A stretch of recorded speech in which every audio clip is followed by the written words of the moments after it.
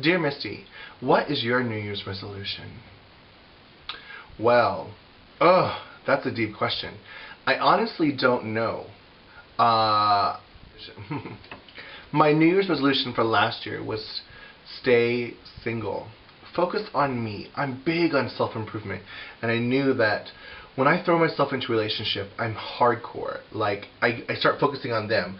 Let's get you a better job. Let's help you fulfill your dreams and your fantasies. I'm all about helping the people I date. Maybe that's the mother, maybe that's the Capricorn, maybe that's just the big brother, sister, and me. But I'm all about them.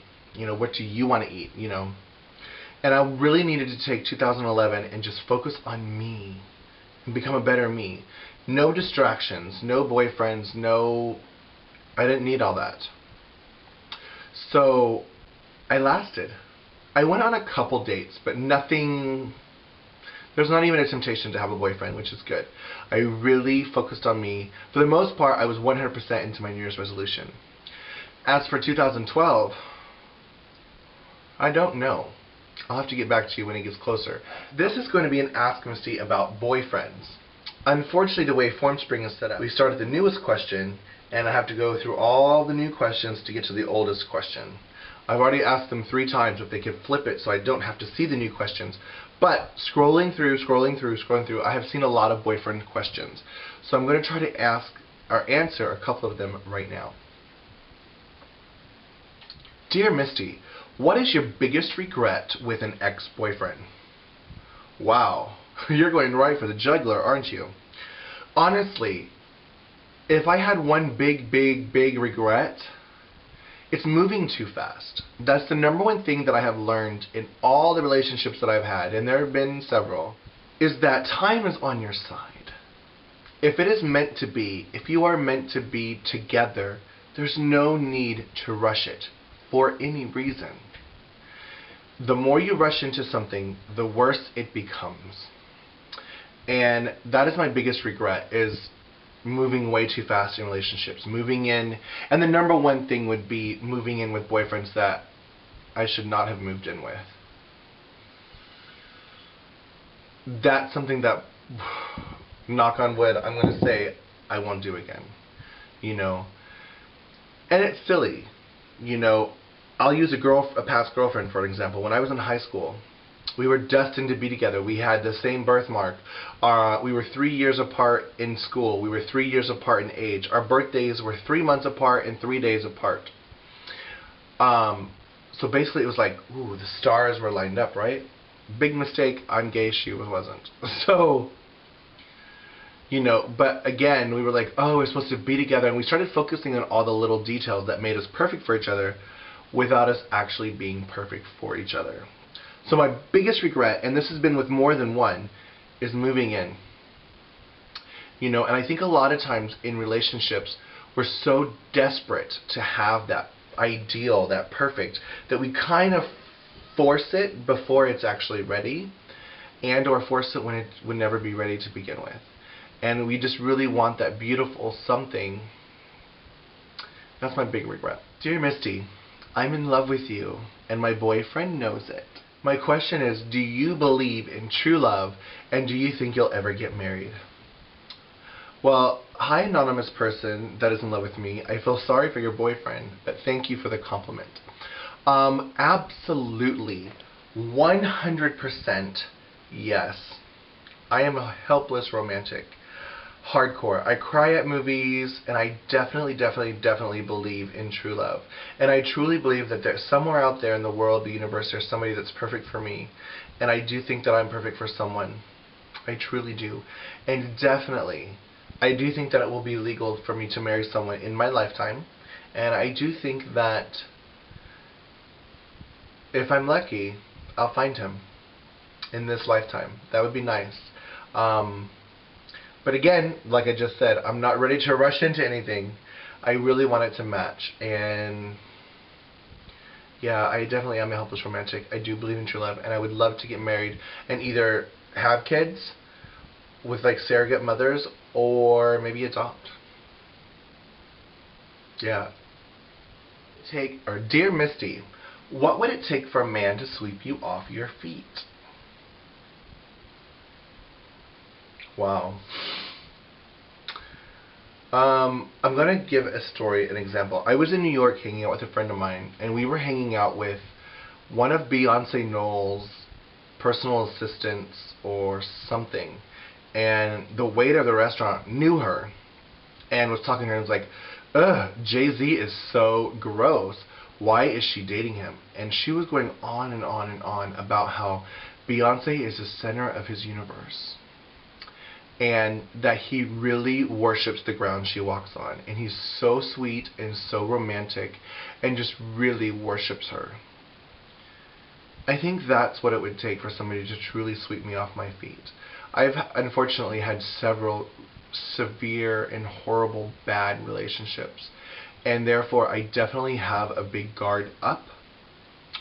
And I think that for a man to truly sweep me off my feet, it would have to be obvious that I was the center of his universe, and or that he worshipped the ground I walked on, and he truly was, passionate about me. Again, with my guard and my, brick walls that I have up, it really is going to take for someone to really, really pursue me. I might not be a jerk or a mean person at first and say no, no, no, but I'm not going to say yes, yes, yes either, and you really have to show that you're dedicated and persistent. I don't want somebody that might... I don't want to be someone's plan B. I want to know that I'm their plan A, I guess is what I'm saying. Next question. What do you look for in a boyfriend? Well, honestly, I have a lot of types. But when it comes to a boyfriend, my types are all internal. I guess people like me. I'm attracted to guys that are kind, considerate, compassionate, caring, passionate, big on the foreplay. I love passionate things. I want somebody that's going to put me first and not only think of himself. I'm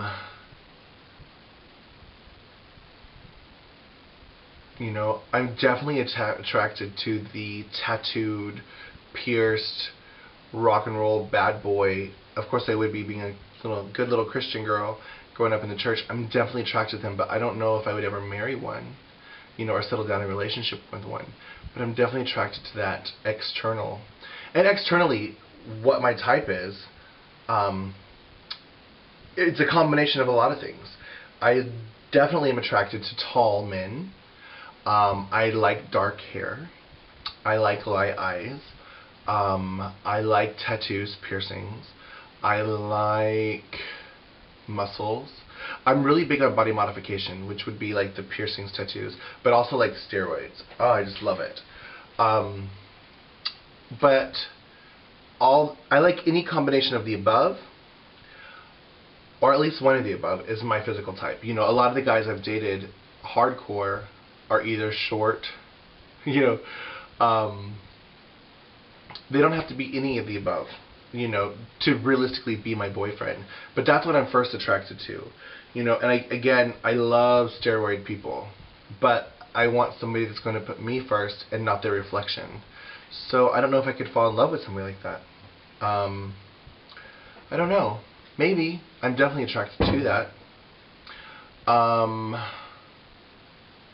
It's a good question. I haven't really thought of this. Dear Misty, will you please marry me? I promise to spoil you and make you happy. P.S.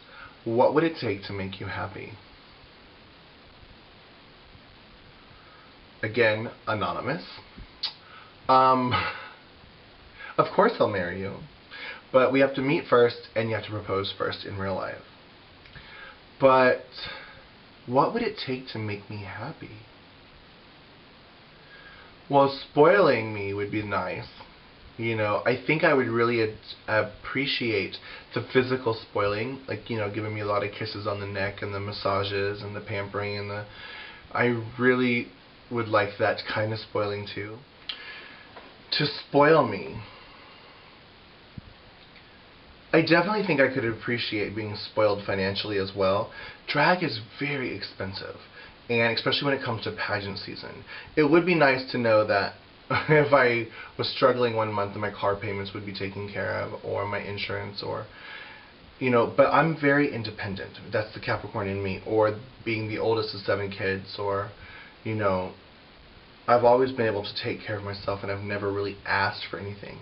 So I think the true spoiling that I would appreciate in a relationship would be me not having to ask for anything and you offering it. And for me to be truly happy, in a relationship would be that I would be 100% trusting of my boyfriend. I can't imagine being in a relationship and not having trust. I work in the adult industry. I'm always in the clubs, etc. And a lot of times, especially gay people, when they see somebody with a cute boyfriend, the first thing they want to do is try to see if they'll cheat on them. I don't know. Every time there's somebody with a new boyfriend, even your friends, they try to sleep with your boyfriend, and I think that is so tacky.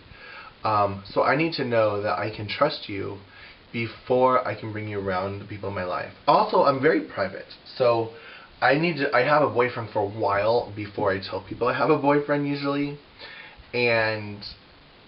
but to be truly happy would be 100% trust. I want to grow old with somebody, and I need communication is key. Talk to me, I'll talk to you, and share each other's thoughts, ideas, problems, etc. And then, of course, there's the Cinderella story, living in some high-rise. But I don't know if that would make me happy. Maybe. Anyways, that was Ask Misty. Loving you is easy.